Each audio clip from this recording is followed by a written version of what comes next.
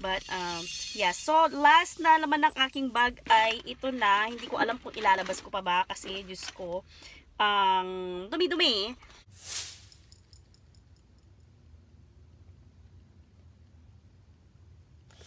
Bago ko umpisahan itong what's in my bag na ito,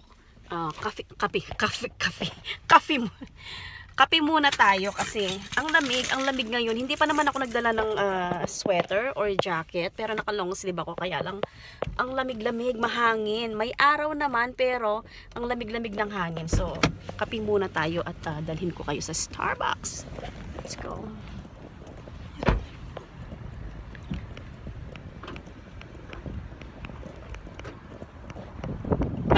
Ayan. Dito ito sa may Walnut Creek. At they have Starbucks nearby Mikey School, kaya kape muna tayo para bawas lamig. Kasi ang bag ko, ang dami-daming basura, oh. Grabe. Ganyan ba ako kabisi? My goodness.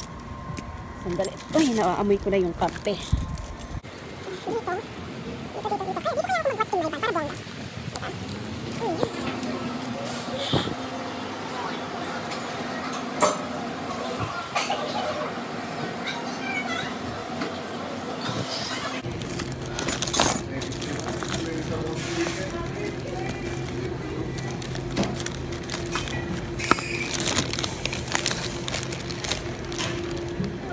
Hi, can I Get a tall hot chai tea latte, no foam, no water, please? Yes. Yes, I can't even find my wallet. Oh gosh.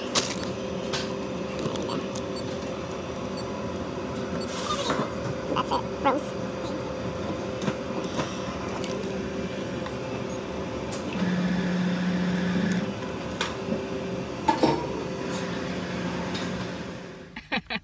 nalibang ako, I watched Ronan na naman, si Ronan Domingo, yung mga Becky na mamshi. So, well, let's go on with my what's in my bag.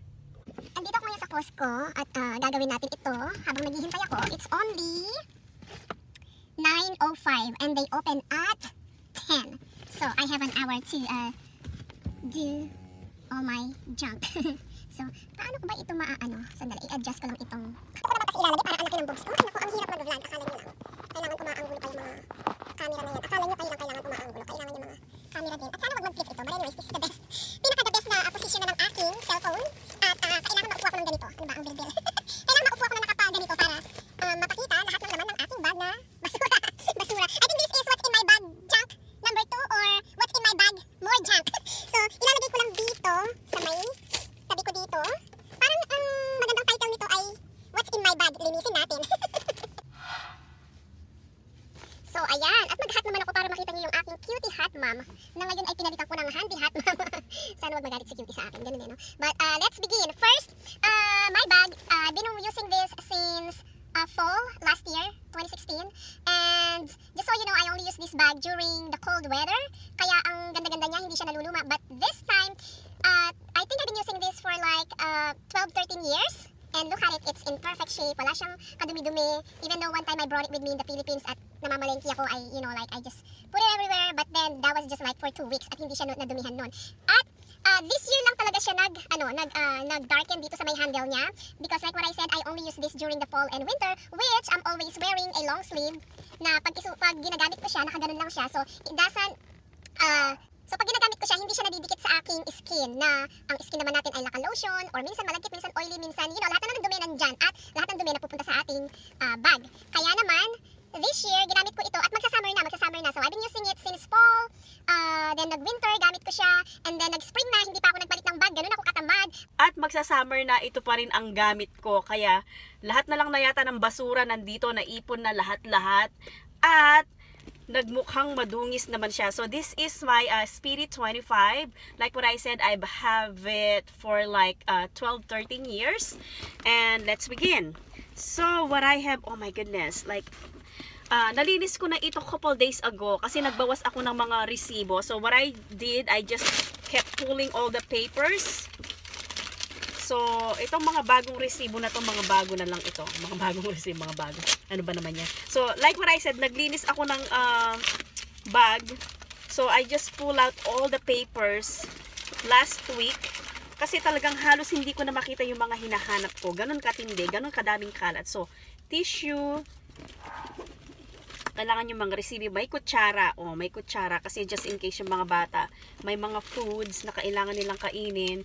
I think 90% of the receipt in my bag is from Target. Kasi dun ako palagi nagpupunta. Dun kami nag-grocery. Dun kami nagsha-shopping. Halos lahat na ay we buy from Target. Kami po ang nagpapayaman sa Target. Ganun yan, no? So, I have, oh my goodness, I have fortune cookie, which we had a buffet couple days ago, and that's from the kids. They just throw it in my bag.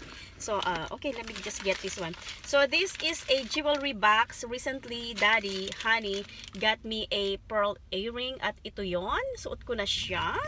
So, ilagay natin ang lalagyan dito. So, alisin lang natin yung mga resibo dito. Unahin natin. Ayan. So, more resibo. More resibo ng Macy's. More tissue. Ang daming tissue. More tissue. Kasi pag mag-iinis-inis yung bata, alam mo yon, just in case lang na kailanganin mo, kailangan may mga ganyan-ganyan ka sa bag. So, actually may tissue naman ako dito. Ano ba to? May tissue ako dito. Ayan, ayan, yung nasa lalagyan talaga siya. Pero, talagang hindi ko lang mawala or maalis sa sarili ko na pag may nakita ako na tissue or pag kumain sa restaurant na may tirang tissue, I don't throw it. I just, you know, like, put it in my bag, and just in case I need to wipe up something, yun, ginagamit ko lang. So, this one is for keep. Ilagay ko dito. Ihiwalay ko yung mga ibabalik ko sa bag. At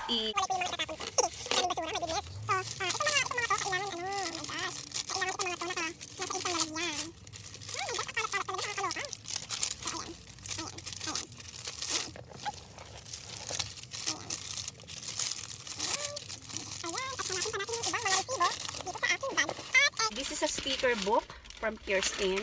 Dala-dala niya nung isang araw at we went to Seafood City Supermarket. At pagkatapos niyang pagsawaan ay nilagay sa aking bag. Kaya kailangan maalis na yan sa aking bag. What else do I have in here? Yung aking mail na pinakahihintay-hintay. A mail from Google. Mangulek ka na ng kita. Ganun yun, no? So, yon. I have wet wipes. At paubos na yung laman. I bought a lot of this from the Philippines. Madami yung mga binili ko. So, this is travel pack wipes. Pack wipes. Uso na yan eh. Pack wipes. So, a receipt from the bank. Goodness. Okay, any more receipts? Okay. I think wala na. Wala na, nabawas na kasi like what I said, nagtanggal na ako ng mga resibo dito last week. So, itong mga to, hindi ko pwedeng itago. Hindi ko pwedeng itapon kasi just in case na may kailangan akong ibalik, ay kailangan ko itong mga resibo na iyan.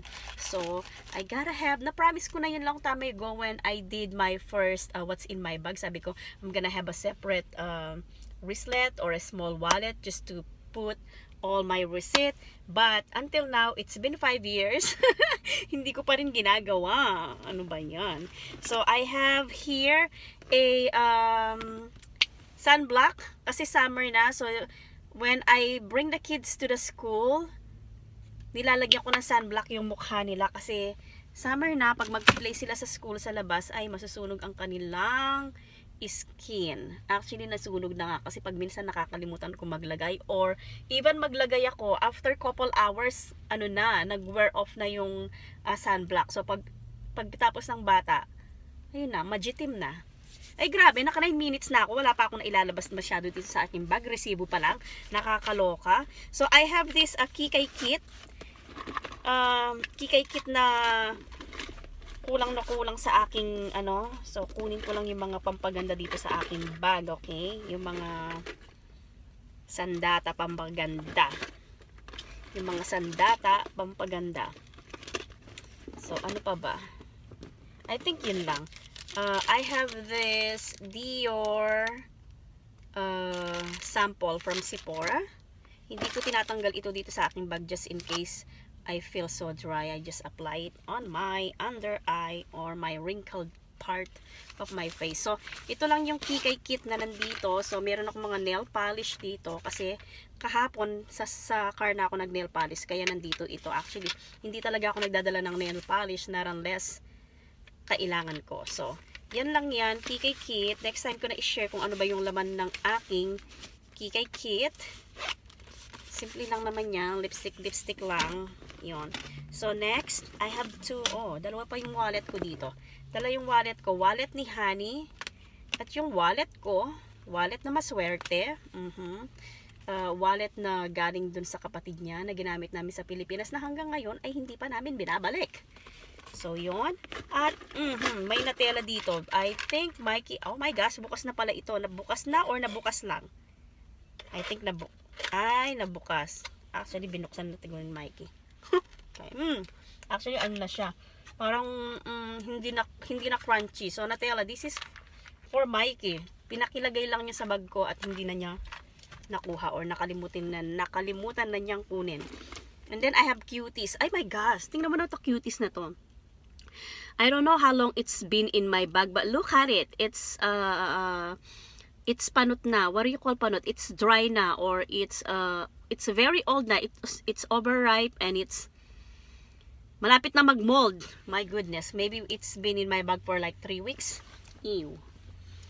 So, next I have, what is this?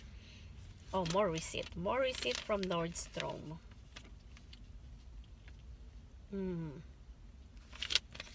Okay, itago natin yan kasi ito yung resibo ko ng Giorgio Armani at kailangan kong papalitan yung shade niya. So, kailangan ihiwalay ko itong resibo na ito. And Macy's store credit. I think this was like couple days ago. So, kailangan itago ko rin yan. Ihiwalay ko. And what else do I have? Oh my goodness. I think this has been in my bag. It's my gym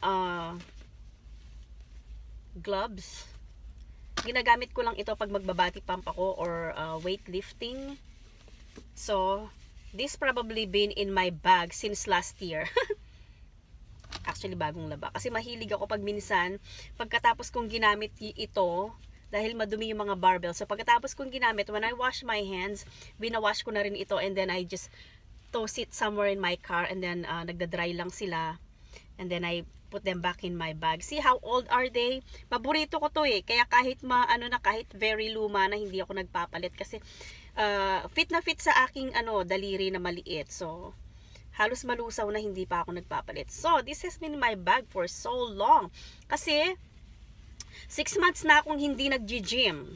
So ganun na siya katagal sa aking bag. Wag nating alisin. Kasi kailangan ko yan. Malay mo, sipagin ako at bumalik sa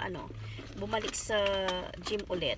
What else do I have in my bag? More spoons. Yogurt spoon. Kasi yung mga bata pag nag-yogurt, pinapadala ko sa kanila yung mga pinaggamitan nila na spoon. Kasi nagbabaon din sila ng yogurt sa school. Then so, instead of bringing a spoon from home, they can just bring this spoon from Yogurtland. That's the best yogurt place to go, guys. If you haven't, try it. So, more receipt from Macy's. Okay, tabi natin yan. And more junk. What are these? Cards. Pinagtanggalan ng okay. More resibo from Target. And what is this? Salon business card. Ano ba ito? Pinag-sprayan ng perfume. Minsan mag-spray ako ng perfume from Jo Malone. Pag minsan mag-spray ako ng perfume, tinatapon ko sa bag ko para bumangoy ang aking bag. So, itatapon na natin yun kasi wala na siyang amoy. At, oh my goodness, what are these? Ito pa yung mga resibo dun sa Pilipinas. Yes. So, ito pa yung mga resibo sa Pilipinas nung umuwi ako. My goodness. 21,000. Actually, 22,000. Sa hardware ito. 13,000. 39,000. 39,000. And 13,000, 22,000, at 46,000. Oy! Ay. Ito kasi yung mga naliligaw lang na resibo dito dahil nung umuwi kami ng Pilipinas, may mga taong tinulungan kami na ipagawa ang kanilang bahay. My mom, pinagawa niya yung bahay ng kapatid ko, and then me, pinagawa ko yung kapatid ng tito ko. Hindi naman ako nag-work, but then I sold a lot of my personal belongings. Nagbenta ako ng mga bag ko, ng mga shoes ko, ng mga damit ko para matulungan ko siya. Doon galing ang pera, but it's not coming from my savings account. As ito naman may savings account ako, hindi galing dun sa asawa ko or hindi galing saan man. Galing dun sa aking mga personal belongings na naibenta ko. O di ba bait? Ganun yun. Oo, di ba ang bait? Ganun yun, no? But, yeah. So, last na naman ng aking bag ay ito na. Hindi ko alam kung ilalabas ko pa ba kasi, Diyos ko, dumi-dumi. O, di ba sabi nga naman nila, may pera sa basura. So, this is the last thing I have in my bag. Hindi po sila nakaayos. Ganun lang ako ka unorganized. I have a lot of cash in my bag. Kasi ito yung mga napagbebentahan ko ng pag gumagawa ko ng mga buro, pastillas, yemas, suman, at kung ano-ano pa. So when I collect the money, like every week, naghahatid ako ng mga ititinda. Yung pera, lagay lang ako dito. Kaya naiipon siya. So, yun lang naman yun. So, ayan sila. At, may ilalagay yun. Kailangan matanggal yung barya dito. Kasi ang barya, ang baho-baho ng barya. Ito, hindi kita. Ang box dito. Ang siplak dito. Ay, ito. Ay, ito pwede. O, diba? Pero kaya doon pala dito ko na lang ilagay yung cash. O, diba? Pati ito, ang dumi-dumi. Parang may, parang basa nung hindi ko maintindihan. So, i-wet wipes natin para, luminis. I think I got this from, Victoria's Secret. Binili ko ito para lalagyan ng barya. Tingnan nyo, nakakatulong lang dito sa akin sa sakyan. Ganyan ako, unorganized, nakakahiya. Pero ito, nakakahiya man, pero totoo talaga. Grabe. So, sobrang pagka-busy-busyhan ko na kunwari. Yung mga importanteng bagay, hindi ko na mga nagagawa. So, punasan natin ang wet wipes and then punasan natin ng dry tissue. Ayan, para malinis. At ilagay natin ang mga barya-barya dito. Meron pa akong mga dito. Meron pa akong, diba, ang daming basura. Meron pa akong pinagbalatan ng gums. Tapos nakabalot yung pinagkainan ko ng gums. Kasi ayaw kong tinatapon yun kasi it's not good, diba? Kahit ikaw naman makaapak ng gum, ayaw mo. So, ginagawa ko yung pinagbalutan ko ng gum. Pagkatapos na akong kumain ng gum, doon ko siya ulit binabalot at tinatapon. So, meron din akong mga dito. Like yung mga fortune cookies, yung mga laman sa loob. Ayan, tinatabi ko yan kasi yung mga kids, Mom, what does it say? Ganun sila, and then, I read it for them. So, ilagay natin dito yung mga barya. Ayan. Diyos ko, Lord. Ang baho-baho ng mga barya. Ayan, so, Diyos ko, after almost a year, malinis na ang aking bag. Nakakaloka. Grabe. May hairpin pa. I need that. Tapos, ipapagpag ko lang dito sa may labas. Ipapagpag ko dito sa may labas itong aking bag. Tapos, ipagpag natin yung bag. Nakakaloka. Ayan po, malinis na po yung ating bag. At ibalik na natin yung mga basura sa loob. Parang hindi naman naglilinis. But, yeah, my bag is still in perfect condition. Wala pa siya kahit makalat po ako, wala siya mga stain sa loob. Kaya lang hindi ko lang siya maibenta kasi nakasulat yung aking, may mga nakasulat dito sa aking, kapag may-ari ko siya, ganun din. Yung initial ko, and then yung birthday ko dito sa likod. So, ibalik natin ang mga bazurs. Ang mga bazurs. Ayan. Pero aayusin natin ang pagkaano ng mga bazura. Pagkalagay ng mga bazura. Kailangan may maliit na bag pala ako para dito sa aking mga resibo, So, yung dalawa. And then this one. And then this. And then yung kikay bag ko. At ito. At ito na lang tissue na lang ang ilalagay ko. Hindi na yung mga pagkadami-dami. At syempre, kailangan itong mga cash ay bumalik sa aking bag. Should we count how much I have in here? Oh my goodness, this is like all messy.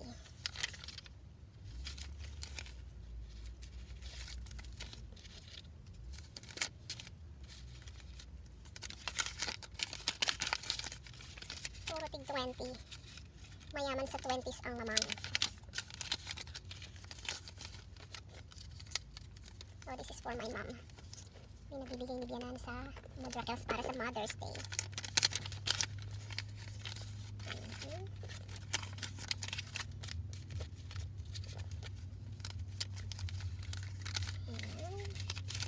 At huwag na natin bilangin itong mga dollar bill. Ito na lang. So I have one. Nasaan yung 100? Parang may nakita akong 100 dito kanina. There we go. Okay, bilangin natin ng 20s. 1, 2, 3, 4, 5, 6, 7, 8, 9, 10, 11, 12, 13, 14, 15, 16, 17, 18, 19, 20, 21, 22, 23, 24, 24.